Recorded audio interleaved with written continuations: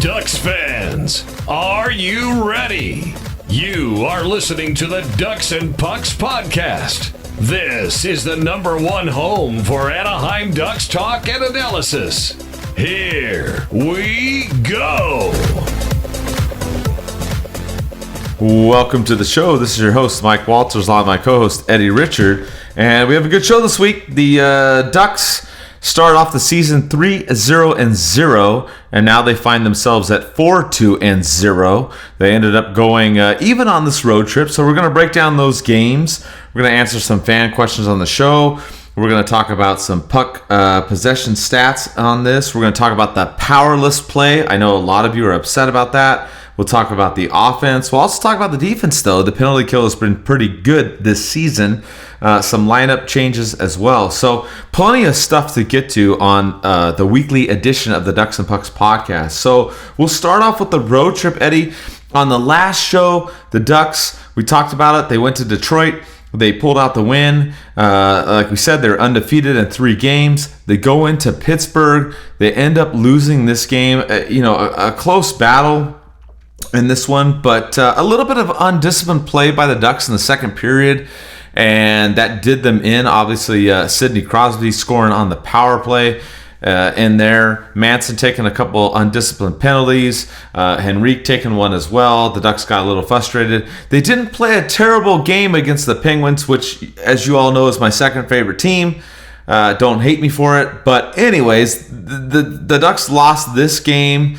Eddie, I thought they still played a decent game, but in the second period, they took way too many penalties in this one. Oh, yeah, I agree. Penalties are going to kill you, especially when you have Sidney. I was like, I said Sidney Crosby. Sorry, Mike. That's your second favorite team. You can go ahead and make fun of if you want to make fun of McKinnon, I'll let you do that for once.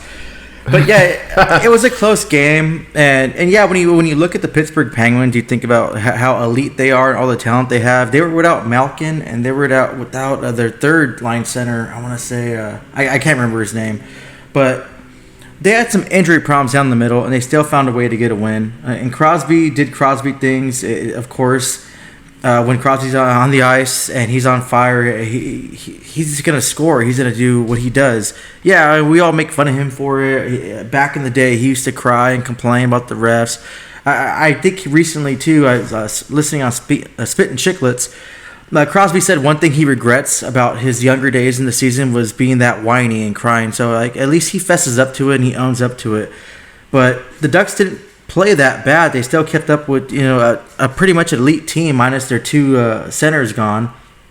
Crosby just got the goal in that second period, and then Jake Getzel, he's really underrated. He's a great skater. He's really quick, and he has really good hands and a quick wrist shot. His shot would just beat goalies like a ton of times. So he's one of the factors. I think he's a little underrated. But then Crosby again assists on that goal.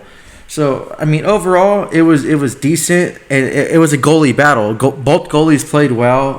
I think it was the first time I ever saw a save from a sweater when the Ducks shot at Matt Murray, and it went inside of his jersey, and I don't know where it went, but that's the first time I ever seen that happen.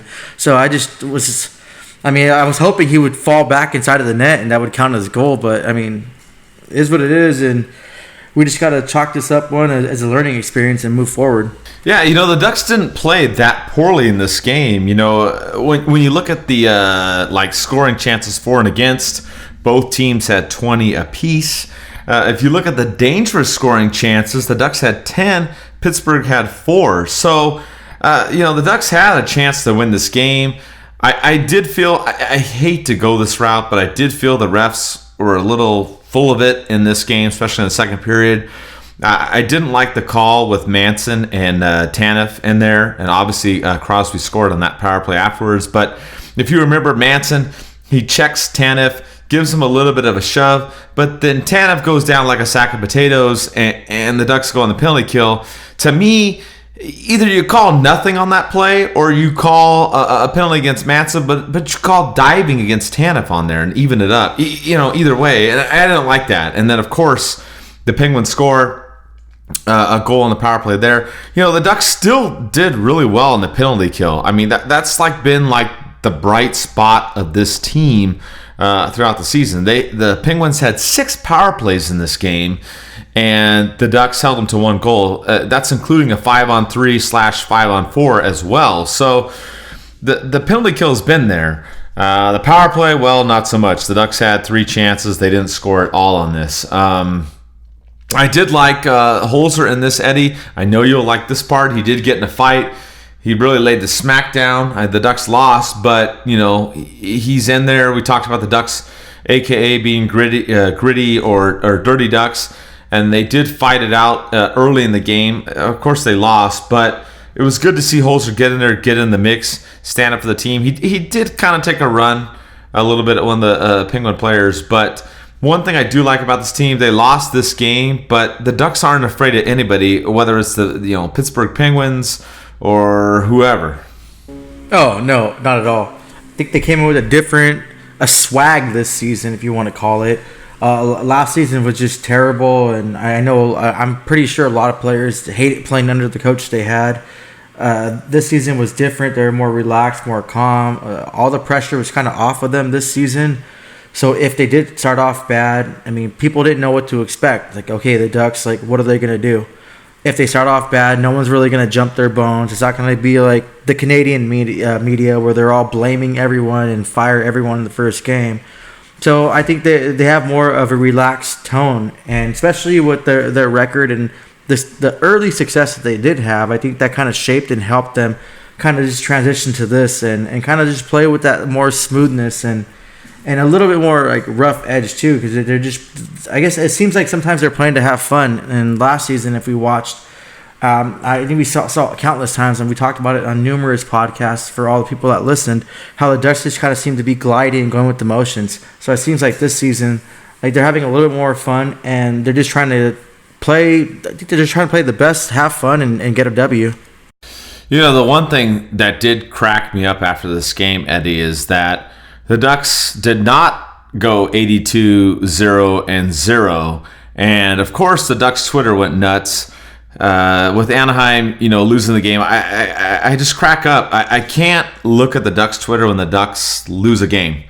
Everyone blows their mind, and so with this loss, of course, a 1-goal loss, no big deal. They were 3-1-0 at this point, but everyone has a meltdown. It's so funny. It's like when the Ducks win, it's all rainbow and unicorns. When the Ducks lose, it's gloom and doom.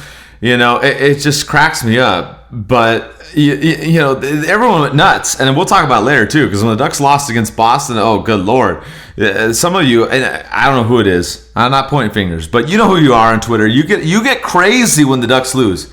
I love your fandom, but you get really nuts when the Ducks lose games. So the Ducks lost this game, and that's why we made some jokes on social media about not going undefeated. But this wasn't a bad game by the Ducks. If you look at it in terms of puck possession, they actually played a decent game. They played even pretty much the whole game. And against the Pittsburgh Penguins, yeah, they didn't have Malkin, okay, but it was a decent road game for the Ducks. They beat Detroit. They lost to Pittsburgh. They had a couple more games, obviously back-to-back situation against Columbus, which we'll talk about in a minute. But Eddie, what did you think about just the fan reaction? It cracked me up when everybody was so upset when the Ducks had lost. I think it's just pure emotion. I think people just don't know how to react, and they get so flustered and frustrated, and they take to social media to vent, which I totally understand. I understand that, and I used to be just that way, if not even worse. Mike, I remember you had to tell me to either tone it down because it was causing a little bit of issue, because I would be really emotional on Twitter and Facebook sometimes. But it just, at first I was looking at it like, okay, well, what's wrong with this fan base? I grew up a Ducks fan, and I know a lot of Ducks fans, and they're really hardcore and dedicated. They love the team. And I see some of the chat rooms and the Twitter goes crazy after one loss. And they're like, oh, Ducks suck, let's do this. Or you have the other ones like, oh, no matter what, I'm a Ducks fan for life. Like, okay, I get it, but it's only one loss.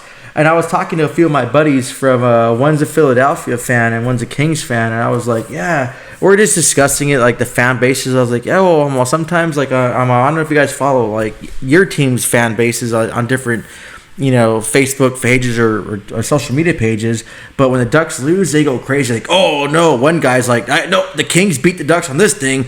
The Kings have the worst fan base when they lose. You should see them of this, blah blah. And the Philadelphia guy's like, hell no. He goes, I grew up in Philly. When the Philadelphia Flyers lose one game, and I don't even care if it's by one goal or anything, they're ready to riot over there. And they're like, we're arguing about who's like getting mad the most. So I think it's just.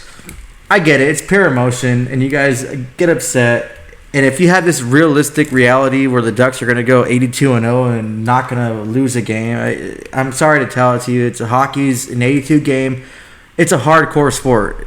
Things are going to happen. Bucks aren't going to bounce your way. You're going to have that monkey that just climbs on your back for a few games. You're going to have certain referees that ref certain games that have a certain bias toward your team.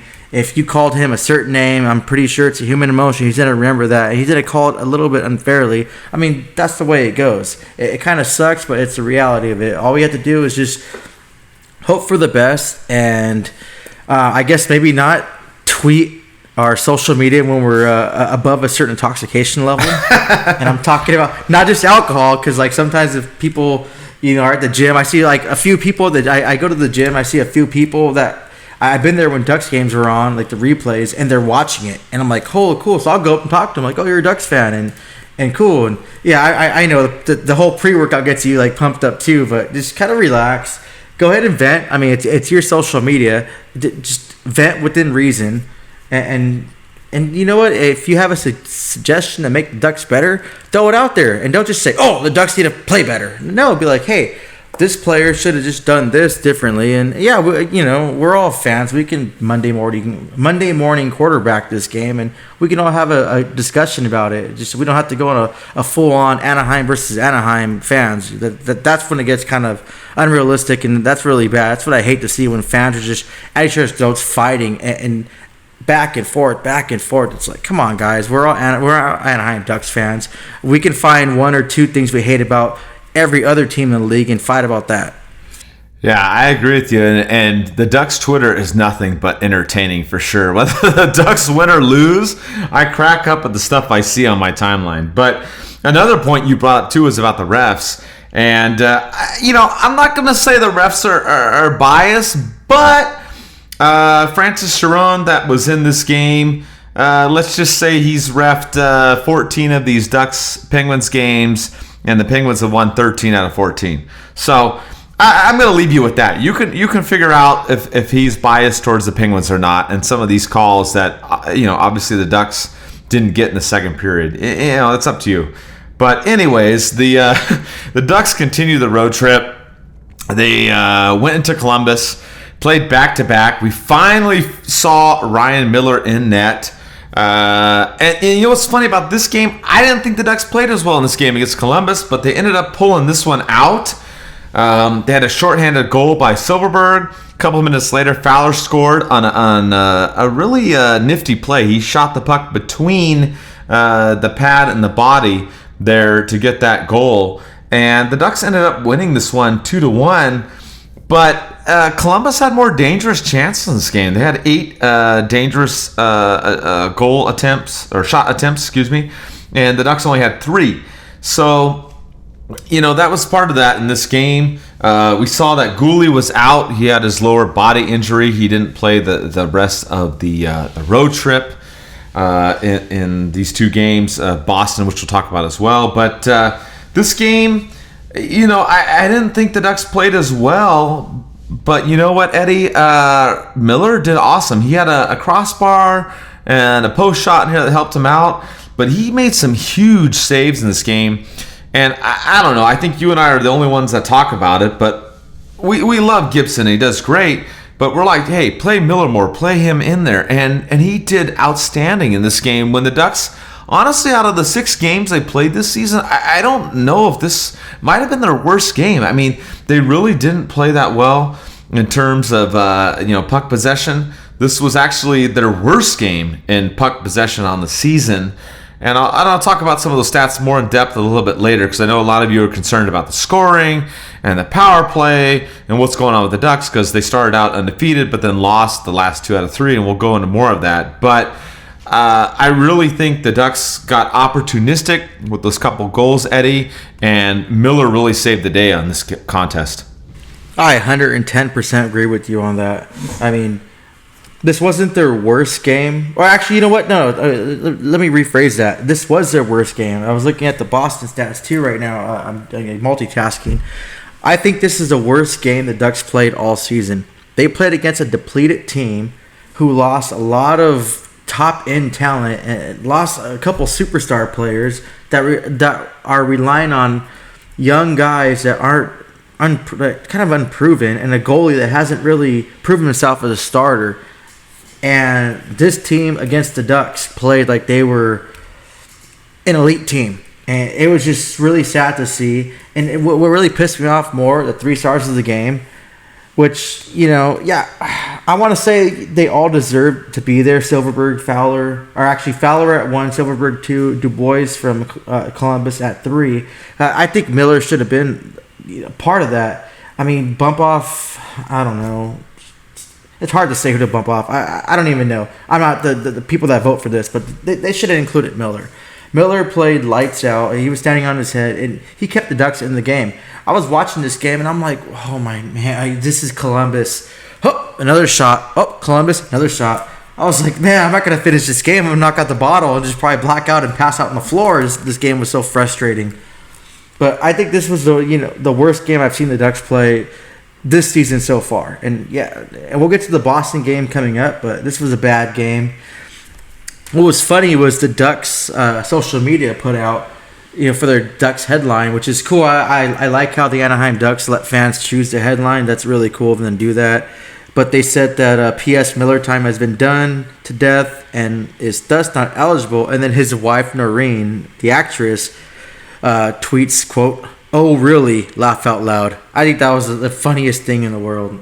She just came out and said that. But you know what? It really was Miller time. And I just recently found out that Miller time meant a basketball player. I guess that was his first thing, and I always associated that with beer, not actual basketball player. But when I think of Miller time, I think of Ryan Miller, and I think of Miller Lite, which not really a beer, but I don't know, Mike. It's a weak beer, right? Coors Light, Miller Lite, Bud Light. I'm sorry, those are all weak beers, right? It's out in the sun at the beach beer, because you're not going to drink an IPA when you're in the middle of sun on the beach or in Vegas, like in one of the pools. No, you want to drink light beer, right? So right. Yeah, I mean, this game was probably the worst I've seen the Ducks play. I hope when we play this team again, we can just actually show that how much better we are than them. No, I feel you 100%. I thought the Ducks. I thought they should have won in Pittsburgh and lost in Columbus, and the reverse happened. That's just kind of the way some of these games go. I mean, they had Miller playing awesome in this game, and like I said, the puck possession stats were pretty bad in this game, and we'll go into more detail about that in a little bit. But basically, Columbus carried the play most of this game until the third period, where it was pretty much even. But the Ducks escaped this one. Miller was in there. And if you don't know, a lot of people said, Miller time is from Reggie Miller when he played on the Pacers. So there's a whole big thing about that. I don't care. You know what? Ryan Miller did awesome this game. Whether you want to call it, Miller time or whatever you want to call it. So I was happy to see him get in there and hold down the fort. And the Ducks win this game despite kind of a so-so performance. But they ended up having the road trip finish in Boston, and it was the other way around. The Ducks actually played very well in this game against Boston. Gibson did not play as well in this game, which, I mean, you can't expect him to be perfect all the time, but the Ducks ended up dropping this game 4-2. I would say it was the Ducks' loss to Pasternak, not really Boston, because he scored every single damn goal for the Bruins. He got all 4 of them. And the Ducks dropped this game, but, it was a slow start in the beginning of this game, which is something else we'll talk about. The Ducks played tremendously well in the second period. They owned Boston, and, of course, a bad turnover by Lindholm led to another goal by Pasternak, and the Ducks were down 2-0. They ended up getting one back to make it 2-1. but then, gave up 2 more to him early in the third period. The Ducks couldn't recover. They got 1 more and lost 4-2. But overall, the Ducks played a decent game, especially after the second period, but they just couldn't get it done. A couple mistakes defensively, some bad turnovers here and there. Gibson not 100%. Some of the saves there we'll talk about a little bit I didn't like. But, there's some positives in this game. The Ducks did own the puck in this game, and they really did dominate the Eastern Conference champions for 40 of the 60 minutes, Eddie. They just had some bad luck in this game. That's really all I can attribute it to. I don't think it's bad luck. I think it's pasta luck. Because Pasternak came out firing. He was just on fire. Everything that guy touched was gold. I wish I would have threw my wallet on the ice and he would have touched it with his stick. I probably would have had about 3 bills in my wallet. 4 bills. He seemed to... It's one of those games where the puck just went every way with him. Not just Boston, with him. The Ducks played well. They did great. But every time he seemed to touch the puck, boom, he had it. Freaking Manson. I don't know what he was doing. He's watching soccer. I have no idea that kick after that. After the 4 icing calls, he gets that kick after Sam Stout wins that face-off. And, of course, guess who's there? The Pasta Man. Boom. And I'll probably bring this up because I know a lot of fans brought it up. But I think he was drafted after Nick Ritchie. And I know a lot of fans still kick themselves and yell at the Ducks for that. Like, oh, you could have got him, but you picked Nick Ritchie. But I think the Boston Bruins did not win this game, but Pasternak won this game. If it wasn't for him, I could see the Ducks escaping and getting a win. Maybe not a 4-2 win, maybe just a 2-1. Just the same thing they got in the Columbus Blue Jackets. But, he was on fire. And you can't really hate that. You can't really blame the Ducks and fault them for that. A player caught fire at the right time. That monkey that's supposed to jump on certain people's backs when you're having a slump, he was out of town on vacation. The whole family of monkeys that jump on your back, that slump teams down, were out on vacation at that point. But I could tip my hat to that. And the Ducks, this is one of the losses the Ducks take, I can accept. They didn't play the full 60-minute game that I keep harping about and but they played well enough to get back in it and try to make something interesting and possibly win this game. But obviously they ran across a hot player, and you can't really ask for anything other than that. They still played great. Yeah, I think just a couple of mistakes. Like you said, you had the second goal. Lindholm made a mistake, turned over the puck. As you mentioned, the third goal, the Ducks actually won the face-off, but Manson coughed it up to Pasternak, and then he scored. And then the fourth goal, I was really upset with Gibson because, and that one, it was shot wide, just inside the post, but Gibson tucked his left leg pad in instead of extending it out and and pushing it out, and he could have stopped that goal. So, I think the Ducks could have definitely, rallied back and maybe tied this game up, but like you said, it's just weird. I think they played their worst game in Columbus and they won. They played their best game in Boston and lost. So it's just the way it goes sometimes. You can't always look at goals and shots on net, Eddie. Yeah, you're saying about that third goal that you didn't like.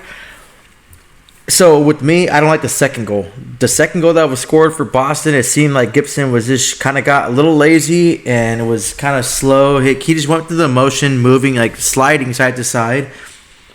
I guess he didn't think that shot was going to come as fast as it did. And that second one kind of bothered me more than the one you talked about. So I think that was the only thing we can disagree on in this game is I thought that second goal shouldn't have went in, and I think Gibson should have played it a little bit better, and it seemed like he just was a little lazy or laxy-dax or tired. It's a morning game, or maybe hungover. I'm just kidding. I don't know anything about that. I'm sure no professional players go out and drink after games or before games. But yeah, that second goal was the one that bothered me the most. Come on, man, slide. You're on ice, and you're an elite goalie. Gibson is probably the only superstar and elite player the Ducks have right now. He should have stopped that, in my opinion. No, I'm with you too. I thought this wasn't Gibson's best game. I thought the fourth goal was the worst. You thought the second goal was the worst, but I think we agree overall. The Ducks as a team played well, but Gibson wasn't as strong in net. I did think the ending was kind of funny in this game, Eddie. If you caught that, you saw Jones and Getzlaf going at it with Chara and Wagner. Former Duck player who is one of my favorites, and Wagner gave Getzlaf a little bit of a face wash, and then Getzlaf punched him at the end. So that part was kind of entertaining to see in the final seconds of the game. I don't know what's going on with Wagner and Getzlaf. Wagner was laughing there at the end of that, but the Ducks will play them one more time, so it's going to be interesting to see what happens when they square off later this season, Eddie. Oh, I think Wagner and Getzlaf had that relationship. Getzlaf knows Wagner's role, and Wagner knows his role. So he's going to do whatever he has to do for his team. Wagner is a team first player, and he was one of my favorite players too. I'm still pissed off and bitter about losing Wagner, and I still think he should have been a Duck. And me too. Yeah, I know. Stop bitching about that. It's long and gone. Oh well, you know what? I'm still bothered by that. So I think Wagner was just doing his job for the Bruins, and Getzlaf was just doing his job as a captain and for the Ducks. And I think they both understood their role. Now with Chara and Jones, holy crap, you have bigger balls than I do, because Chara's a beast. And I don't care if Chara's 42 years old. That guy, just when he gets mad, how red he gets in the vein that pops in the side of his head. I'll just be like, you know what? Sorry, sir. You know what? Cut line. Or you know what? Whatever. Hey, you know what? That was your bike. Like that Friday movie, Debo. No, take that. But I know Chara and Getzlaf had history fighting before. I remember a long time ago when I was at Honda Center. This was like before I went to the Army. Chara and Getzlaf went at it pretty good, and Chara just went crazy. And when Chara hits that red line, it's like 0 to freaking Chara. There's no other way to explain it. It's Chara. But Jones, I'm glad Jones stepped up to Chara, and he wasn't just kind of like just going with the motions. Pick your battles. Oh man, it wouldn't have ended well. Chara's a big guy. He's a veteran player. He knows how to throw him down. I really applaud Jones for sticking up for the team. And yeah, I have some issues with Jones this season, and we'll go over that a little later in the show. But I'm really glad I saw Jones stick up for the Ducks and kind of get into that matchup. But yeah, there's one thing about just kind of barking, but I wouldn't suggest going with Chara. Chara's at 42, he's still a beast. You know what? When Chara is 62 or 72, I still wouldn't go at him, even if he's not playing hockey. He could beat the crap out of you with his walker at that time. You know what? It was funny, too. We had the watch party that day, which was Columbus Day. We actually had a good turnout. We filled up the banquet room at El Ranchito in Orange. Didn't know how it was going to turn out, but we had a lot of people in there. And a lot of us were reminiscing about Stoner taking out Chara and knocking him out and then holding up at the end. So we were like, hey, bring back Clayton. I know a lot of you are like, oh, my God, Stoner, whatever. But it just was funny. I don't know why. We started talking about that at the watch party, and we were laughing and just reminiscing about those times. But, good times all around. A little bit of anger there at the end. The Ducks will, rematch them. Like you said, Jones got in the mix. We'll talk about his play a little bit later, too. Some milestones on this road trip, if you didn't catch them. Getzlaf played in his 989th game as a Duck, passing Corey Perry. And then you also had Adam Henrique playing in his 600th game, in this game in Boston. So a couple milestones there. The Ducks, they finished the road trip even. They're now 4-2-0. We're basically going to, the next part of the show here, we're going to go kind of into what's going on with the team and everything with that. Real quick before I do that, this podcast is sponsored by BarDownBreaks.com. Check them out. They do hockey cards. Where you can basically buy in and buy the hockey cards for a team that you want, and instead of just buying the packs and getting random cards. They're actually going to be at our next watch party on September 27th, again at El Ranchito when the Ducks play Vegas. So look for that. They're sponsoring this show this week. And if you can make it to that watch party, hope to see you there. It's going to be a Sunday night, 5 o'clock. So mark your calendar and hope we see you there. So with that, a lot of concern after the Ducks lost this game too, Eddie, against Boston. People upset. The Ducks are 4-2-0. The world's ending. The Ducks lost. They gave up 4 goals. Oh my God. Somebody tweeted Eric Stevens and I was laughing because he replied something about moving the franchise and all this stuff. It was so funny. But that's Ducks Twitter for you, right? We win, you win the lotto. You lose and life's over. So anyways, got a lot of questions about, the Ducks. People are concerned about the power play and what's going on with that. They're concerned about the lack of offense.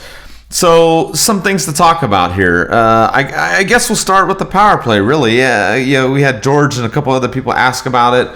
What's going on. The Ducks have had 14 power play attempts, which as we're recording the show, that's 25th in the league. Don't get me started about the refs, please. I don't want to go on a tangent. But anyways, the Ducks are 0 for 14. And a lot of questions about that. A lot of people upset going, what's going on with this power play? They have the man advantage. They're not getting the puck in there. Honestly, I don't think the Ducks power play is as bad as people think it is. I think in the first couple games, it was terrible. They weren't getting in the zone. They weren't setting up. They weren't getting quality chances. It seems like now they're getting in the zone. They're just not getting in front of the net. And part of the problem is who they have on the power play units. And I know a lot of you aren't big fans of Nick Ritchie in the lineup. I'm not mad at Nick Ritchie in the lineup. He's fine. But if you look at this Ducks first power play unit, and we can kind of discuss this, Eddie, they have Henrique, Raquel, Ritchie, Fowler, and Silverberg. So for me, I boot Ritchie out of there. I put in Comtois, Steele, Kasha, somebody else. That's just my take. Obviously, that's not going to save the entire power play. But you got to put your best players out there on the number one unit. And I'm sorry, Nick Ritchie is not one of the best forwards out there for the number one power play unit. I mean, agree or disagree, Eddie? What do you think? Both.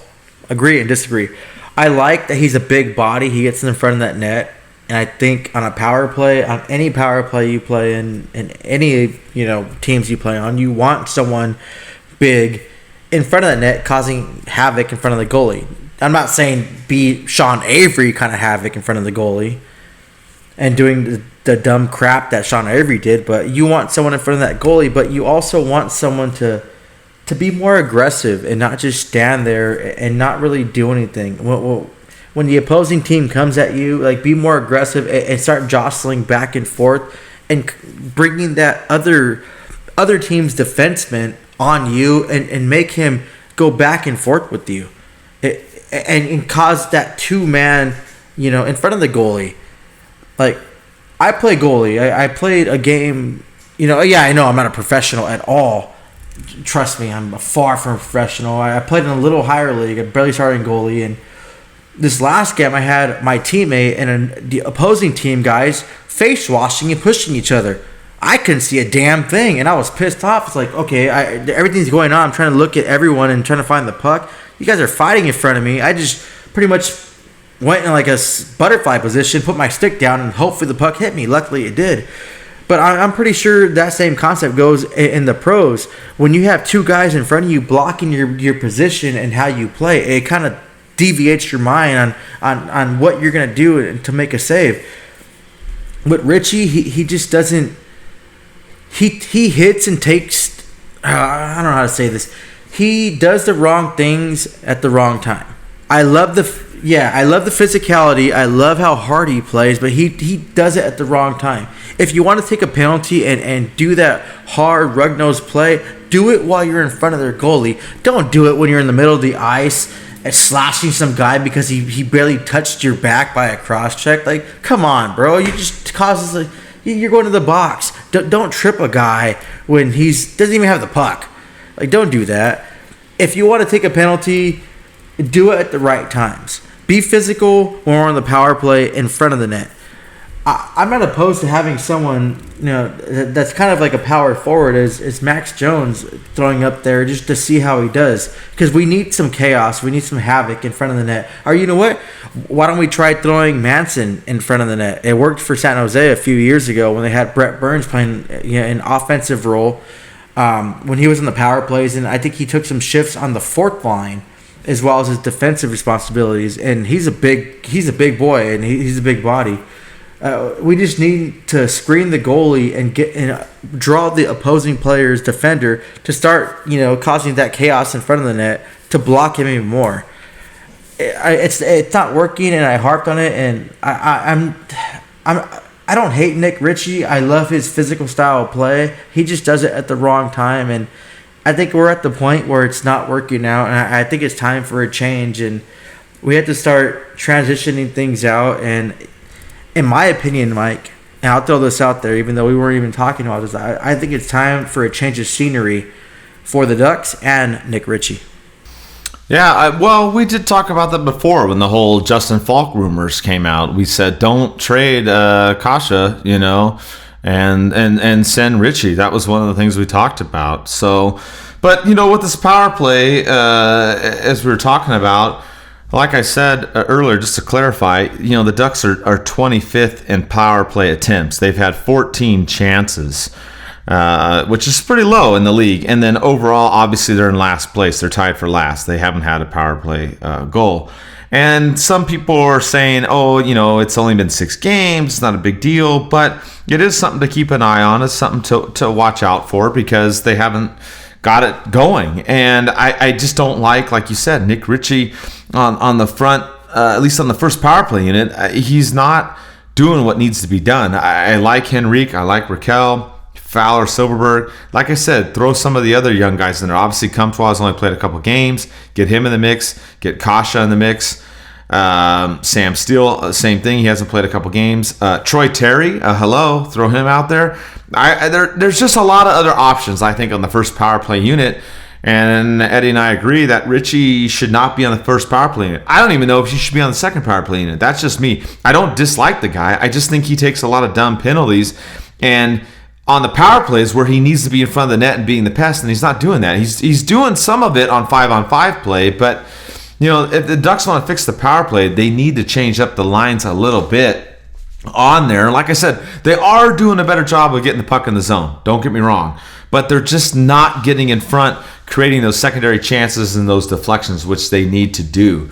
So that's something that they're going to have to work on. As we said, the power play hasn't been doing as well. But the penalty kill has been outstanding, except for this last game against Boston when the Pasta Man went nuts. But the Ducks are at 84%, which is 10th best in the league on the penalty kill. So, and they're still doing good defensively, Eddie. So those are the positives with this team. If you compare the Ducks this year to last year, they were hanging out Gibson and Miller to dry every game, giving up 40 shots a goal against. And at least now, the Ducks are playing solid defense. They're playing a solid penalty kill.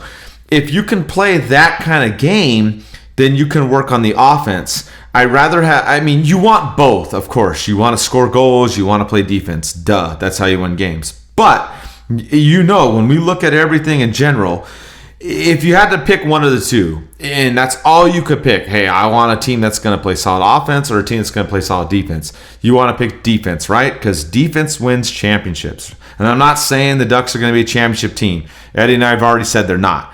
However, what we're saying is this team is developing, and you can build off defense and have the offense come. The other way around, it's a little bit more difficult, in my opinion. If you're scoring goals but letting the other team run wild, then you're in for a long haul. So this Ducks team, the way they're playing, may be kind of boring because there's not a lot of goals being scored. But to me, and it's only small sample size, it's 6 games, it's early, but I like what I'm seeing so far, Eddie. The Ducks are playing a much stronger team defensive game under Aikens than they were last season. Oh, yeah, definitely. They have more passion. They have more will. I almost threw up when you said the word sample size because I thought of my stats class. I was like, I'm done with math. I already finished that thing. But, yeah, I think the Ducks have more passion, and I think overall they're having more fun this season playing hockey. You see Cam jumping up on the play. You see players doing things that they don't usually do last season. Last season, it was just, okay, do 1, 2, and 3. And it was the same thing over and over again. If you guys watch that movie, Walk the Line, when Joaquin Phoenix is playing Johnny Cash, he's in that thing, and he's talking about, he was trying to record a record, and the guy's like, no, you're not going to work, and he's mad, and the guy's like, oh, well, you're saying the thing just like that. Like singing the song. That's what the Ducks last season. They were just like that. You knew what the Ducks were going to do. You could just... Miss Cleo could have guessed what the Ducks were going to do every game last season. I apologize. She's passed away, so rest in peace to her. But the Ducks this season, yeah, they're not as entertaining because the game has changed significantly and it's not as physical and electric as it was. Hence, because there's fighting has been down, the game's got speed, and the refs have been assholes, I'm going to say that, breaking up fights before they even try to start.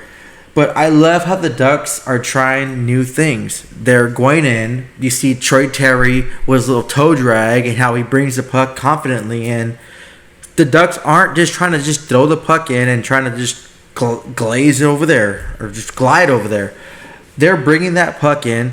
They're coming in 3 strong, sometimes 4 strong. You have, Fowler or one of the defensemen come over there and try to make a play. And that's fun to watch, to see something different. Like, holy crap, why are 4 guys in the zone, score 0-0 or it's 1-1, and the Ducks are still pushing that rush? So it's still fun to watch. I mean, me, I love hockey. I'm a hockey guy. I can watch any game and have fun besides the Kings in Minnesota. I'm usually at the bar with my back turned when that game's on, but I'm a hockey guy, so I'll still peek here and there. Hopefully both teams lose, but I like what I see from the Ducks so far. And despite the whole craziness of the Ducks losing the few games that they did and everyone, splitting decisions, I think the Ducks are doing decent so far, and they're transitioning well under a new coach.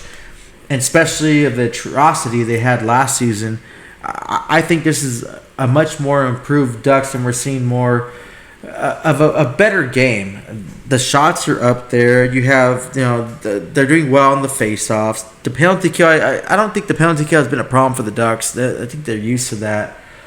I think they're actually really having fun playing under the new coach and the new system. And like I said before, it's going to take time. They're not going to automatically, instantly adjust to a new system and be, that elite and thriving team. And we're still lacking, we have 0 superstar players on our offense or defensive line. We have not really elite players. Our best player and our elite and superstar player is John Gibson. And it's not fair to hang everything on him. You can't say, okay, well, he's a superstar. He's an elite player. The Ducks should be, winning this, and that. He should be blocking this, and that. Sometimes you have a shitty game. You can't help it. So you can't really do that. Overall, from these games, Mike, I think the Ducks have been, pretty much great and good.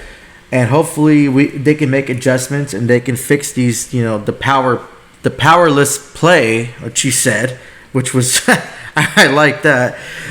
And they can fix that special teams, which I wrote the article too, detailing this. We had to work on special teams.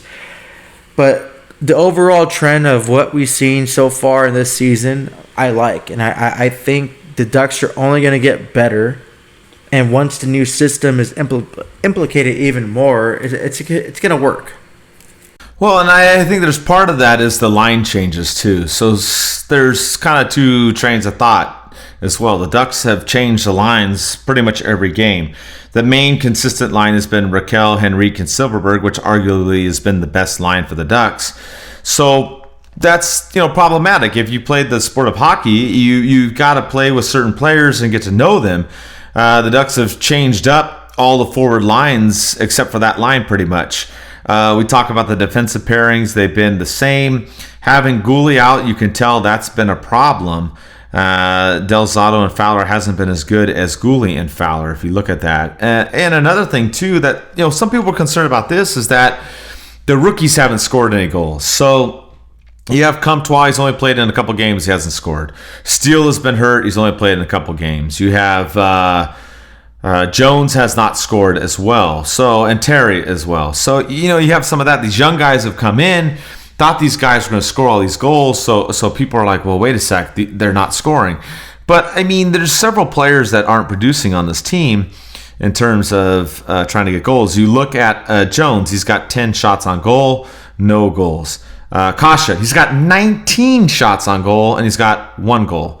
Grant's got 10 attempts, and he's got 1 goal. Getzloff's got 12, and he's got 1 goal. And you have Terry with 9 and no goals to show for it. So, like you said, the Ducks are getting shots on net. Most of the players have gotten those opportunities. They're just not cashing in. So, some people, are kind of worried about what's going on with the lineups, but we kind of knew going into this season with the big shakeup. You had Eves out, Kessler out, Perry traded. You knew the forward lines were going to be mixed up. This isn't a surprise. So for the Ducks trying to find some consistency on offense, I'm not really that surprised, and I'm not that worried. It's only 6 games in. I think once they find a rhythm, they found that one line, like I said, the Henrique line, who's been doing pretty good. They can get 2 or 3 other lines together. I think the offense will be more consistent. So that's kind of my take there. I feel like the Ducks haven't been able to finish some of the plays a little bit. In that game against Boston, Jones had a great chance, shot it in the goalie's chest, didn't score. Raquel had a great chance. Kasha had a great chance. They had a couple of them too in that Pittsburgh game, and they didn't cash in as well. So that's where I feel with the Ducks offense. They need to get kind of a little bit of chemistry going with some of the other lines, and I think it will all fall together. That's my take as far as the offensive woes, if you will, Eddie. Oh, yeah, definitely. My article I wrote a few weeks ago, or maybe a month ago, of Shoot the Damn Puck is one of the little bylines inside the article. I mean, they're shooting more. They're 6th in AHL. They're averaging 29.8 shots per game, which it's a lot an improvement. It's better, and I like seeing that. As far as our rookies and players not really scoring that much, with Getzloff, Getzloff not scoring that much but shooting that much, I like it because we all know Getzloff is a pass first, shoot later. So if Getzloff shoots, I don't care if it's the worst angle in the world. I don't care if there's 3 goalies in the front of the damn net. If Getzloff shoots, thank you, Captain, for shooting, because he has an issue for not shooting the puck that well. With Jones, I think Jones a little bit. I might be wrong, or I might be a little more old school hockey, even though I'm not that really old in age, and I think Jones seems he's a little more cocky than he should be. I think he should just play the game and go through the motions as any rookie and earn his spot. What really bothered me, and Mike, we talked about this off show, and we decided to discuss this on the show, and this might be a little nitpicky. When he showed up on the orange carpet, he showed up a little more like out there and cocky, especially what he was wearing. And it's like he's like flaunting it and loving it, which I don't blame him. If I was his opportunity, I would love where I'm at and being able to play professional hockey. But when it comes onto the ice, that cockiness needs to get the hell out of your game, dude. You're a freaking rookie. I don't care if you're the first overall draft pick or the last one, dead last. You need to earn your spot. You see players like Brett Burns and you see Pasta from Boston wearing those outlandish shoots and acting outrageous. And yeah, they deserved it. Obviously, you can look at Pasta, what he did for the Ducks, and you can look at Jones, or I'm sorry, Burns, what he does for San Jose, an elite defenseman. I think Jones needs to focus more on his game and being better for the Ducks. He's a great player, and he has so much potential as a power forward. And he could be one of those players that can put up a lot of points. And not saying he's the Ovechkin kind of like shot player and goal player, but he can play at a level of producing points and goals, but hit like Ovechkin, be that type of player. And that's what I want to see from him. I just think he kind of is taking on this role a little bit too high than he should be. He's still a rookie. Yeah, I mean, it's interesting. You look at the way Jones is playing right now, and he's been snake bit a little bit. And we've talked about, I call it the battle of the maxes, if you will. If you look at Comtois, and I felt, honestly, last season, I thought Comtois took leaps and bounds over Max Jones. That's just my opinion. And then he got hurt, of course, and then that kind of ruined the season. This year so far, obviously Jones has been there a little bit more and had more opportunities. But I'm with you. You know, you got to put your head to the grindstone and just go at it. Don't try and act all, hey, I got my top hat on the opening night. I mean, yeah, it's funny or whatever. I mean, that's cool. But you know what, Max Jones? You haven't shown me anything on the ice. Sorry, dude, if you're listening to this podcast, but you haven't. And I'm not trying to call him out or anything like that. I'm just saying he's a great player. He is. But he hasn't shown me that greatness this season so far. And again, it's 6 games. And like I said, you know, if any of you out there think I'm calling him out, I'm not necessarily doing that. I'm just saying he has that potential, and he's not gotten there yet. It's kind of frustrating. So that's something that the Ducks got to look at. All the rookies haven't scored yet. It's not just him. Steele, Comtois, Terry, they all haven't scored. Granted, a couple of them haven't played that much. But the team as a whole has to come together, like we said, with the chemistry and the lines. And another thing to look at, and I'm not a big puck possession guy. I'm not an expert or whatever. But when you look at the Corsi stats, and for those of you out there, I know some of you are like, what the hell is that? Advanced algebra? What is that? So if you don't know, the way Corsi works is they look at all the shot attempts. So you're not just looking at shots on goal. You're looking at the attempted shots, the block shots, and the shots on goal. So when you look at that stat, and it's compared against the other team, and they put it in a percentage, you want to be over 50%. If you're over 50%, that means your team is getting more chances at scoring, or at least having the puck, than the other team. So that's kind of how it works. So, the issue for the Ducks, too, this year has really been the first periods. We talked about it before on subsequent or in past seasons that it was the second period. Well, if you look, I broke this down. I went through all the stats. I added this up. I spent hours doing all this, looking at all the stuff, just trying to be a stat geek anyways. But if you look at the Ducks' first 6 games, in the first period, they've had about a 42% Corsi for, which is terrible. That means that they're controlling the puck 42% of the time. Their opponents are controlling it 58% of the time. Not good, right? And we've talked about the slow starts. But you look at the Ducks in the second and the third period, they played a lot better. They're at 55% in the second period and just under 52% in the third period. So it's kind of weird. The Ducks had these issues with the middle frame, Eddie, the past couple seasons, and now they're just getting off to slow starts. And every game, too, if you look at it, other than the Pittsburgh game where they kind of played even, all the games they've started out slow, which hasn't killed them. The defense has been there. But you just feel if the Ducks could get, tell them in the first period, maybe it's the second period, I don't know, do some kind of Jedi mind trick or something. But if the Ducks could get off on the right foot in the opening frame, I think they could be even better. Honestly, they're 4-2-0. If they had better starts in all these games, they could still be undefeated, in my opinion. Oh, yeah, I definitely agree. And I'm going to take you back to the article I wrote about, quote, what Anaheim want on Ducks and Pucks. We talked about this. I think my last one was until the fat lady sings. And that's just the old freaking phrase. I'm not offending anyone. And I quote it saying, I want the Ducks to play until the skinny, medium size, or the old proverb, fat lady sings. And it's not happening this season. You know what? The Ducks improved because they stopped their poor second period play. But it kind of translated to the first period play. It's like, oh, no, that's not what I want you to play better than the second period, but, I want you to play a 60-minute game. And I'm going to say this until you guys get tired of it. You're going to send Mike complaints. He's saying the same thing, blah, blah, blah. But this game is a game of every second matters. You can score with 0.7 seconds. The Kings scored a few seasons ago and to win an overtime game. This game keeps going. You have to play the game until it ends. And the Ducks, if they're not going to play a 60-minute game, unfortunately, they're not going to have a good season. And you know what? This whole retool is going to just equal out to a rebuild.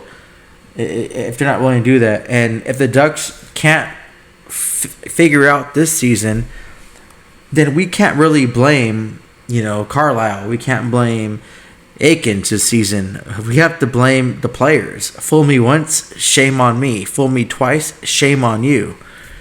If the Ducks can't find success to fix the problems they had last season, they're not going to have success going forward. And this turns into from a retool to a rebuild. And I spoke to Jimmy Johns, which on Instagram. Thank you for listening and following and sending your opinion and suggestion. He asked about the rebuild, and if the Ducks can't, figure out how to, obviously they're shooting the damn puck. That was my first segment on it. They're shooting it more, which is it's good. And like I said, it's so weird to agree with fans that say shoot the puck, but you know what? With the Ducks case, do it. They think they're supporting their goalie a little bit more, which is cool. Take advantage of the man advantage? Absolutely not. It's been absolutely terrible. Like, wow. I mean, I wish it was a football at times and they could just decline the penalty. Just go 5-on-5. They've had 2 fights, but I don't really see... I see a little bit finishing, but they're still not really grinding it out that much. They're not fighting for that puck that much. Other teams are out battling them. They're doing a better job this season, but it's not enough to win those battles. And they're not finishing games at 60 minutes. And Mike, I've told you this many times, and this goes for not just hockey, but every sport or every profession that you work. I don't care if you work at McDonald's. If you don't put in your 8-hour day, if you're a police officer, a firefighter, you don't put in your 12 to 17-hour day, you're not going to have success in your workplace. And just as well as these professional hockey players, professional athletes, if you do not put in the work and play a 60-minute game or whatever the hell your team or your work does, you're not going to have success. And it's not going to benefit whatever organization, whatever employee, whatever team you work for. Yeah, I mean, and that's where it starts in the first period. That's that whole 60-minute game we talked about. Like we said, the Ducks have played great in the second and third periods. There's no mistake about it. They've owned the puck more. They've had better chances. They've scored goals in those second and third periods. Outside of this last game against Boston, where they gave up some goals there, 3 goals basically in the second half of the game. But really, it was the pasta man doing that to the Ducks. If you look overall, they've played better than last season, but like Eddie's saying, they got to play that 60-minute game, and it's got to start at the drop of the puck. They're still working out some kinks, like we said. They're working out the lines and whatnot. I'm not too stressed about this team. They're 4-2-0. I am more confident about this team this year than I was last year. I agree. There is some consternation with the power play and the way the offense is going. The Ducks are getting chances, in my opinion. They're just not finishing. So we'll see if they can turn that around. They return home here for a few games. We'll see how that goes. They have some tough matchups, but it'll be interesting to see. And as we wind down the show, Eddie will break it down. Some league news to close out the show right here. And go ahead, Eddie, and let's wrap this baby up. Well, I think you have some goals news, too. So I'll start off the goals news with happy birthday, Willie O'Ree. If you guys don't know Willie O'Ree, he played 7 seasons with the Goals starting in 1967. He was the first black player to ever play professional hockey for the Boston Bruins. So he's a pioneer for hockey. And some of you, in this day and age, we don't think about that and see how much of an impact that he's done for the game. But he has. And I'm pretty sure was dealt with so many racial and torment and ridicule for him being a black player in a predominantly white sport at that time, and it still is. And I'm not trying to be a racial tangent right here, or be political, whatever. No, I don't care. Everyone's the same. I could say, hey, everyone's the same unless you're a Ducks fan. But I mean, I can understand where he's coming from. I'm mostly Hispanic, a little bit of Italian. But when I grew up playing hockey, I grew up playing with people telling me to go play soccer or go, back to Mexico, whatever.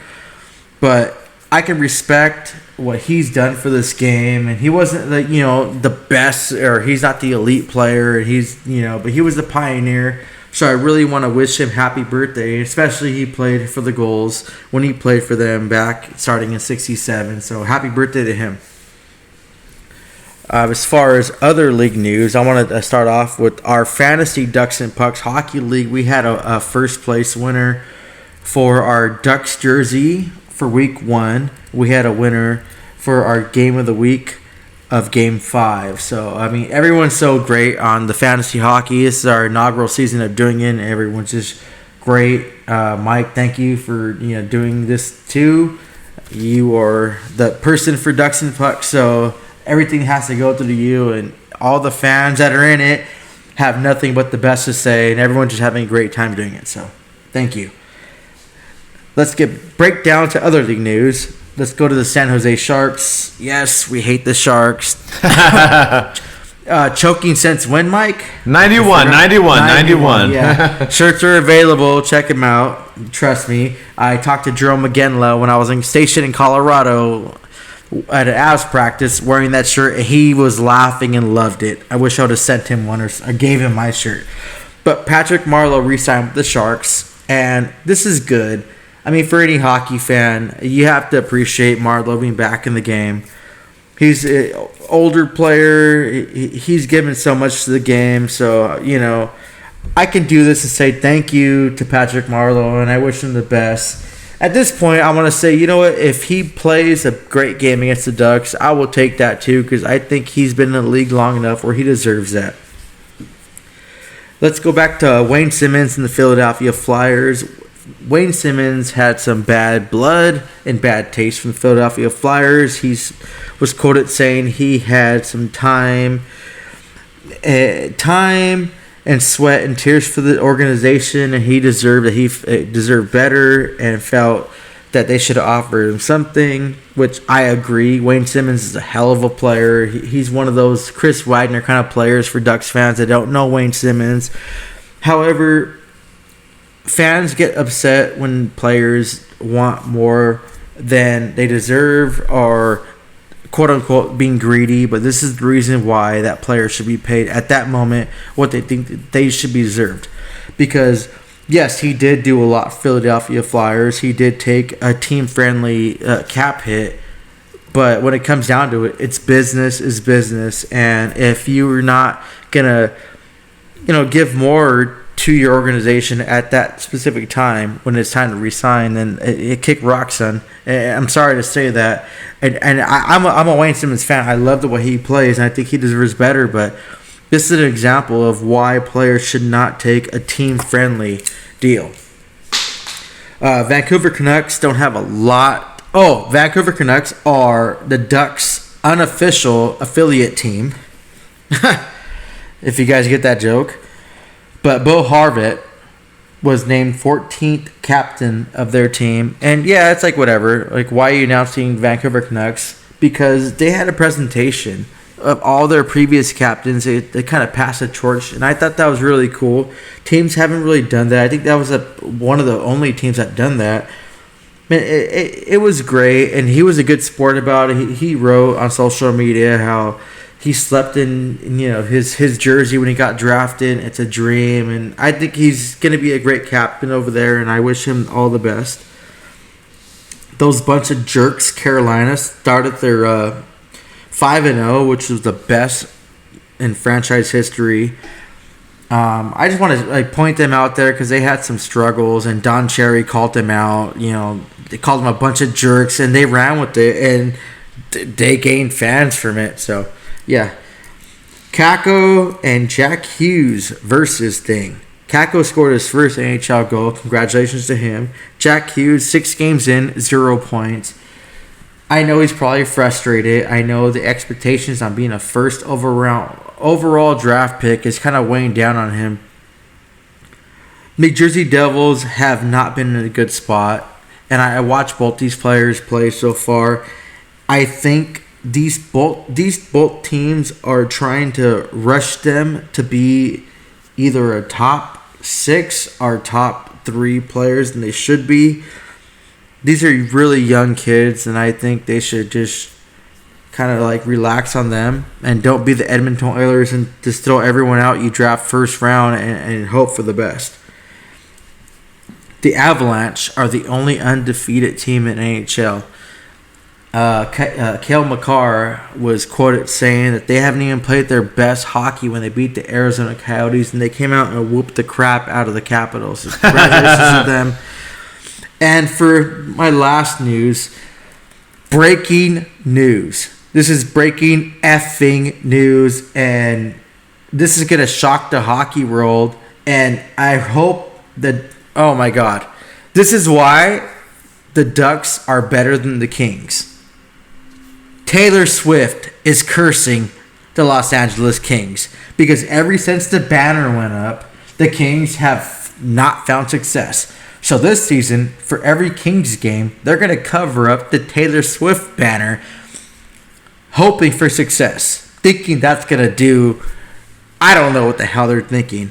Mike, all I'm just saying is right here is, I know Nashville is looking at this, and I know they want to hang a banner. So that's as far as my league news goes. Mike, if you want to touch on anything I said, go ahead.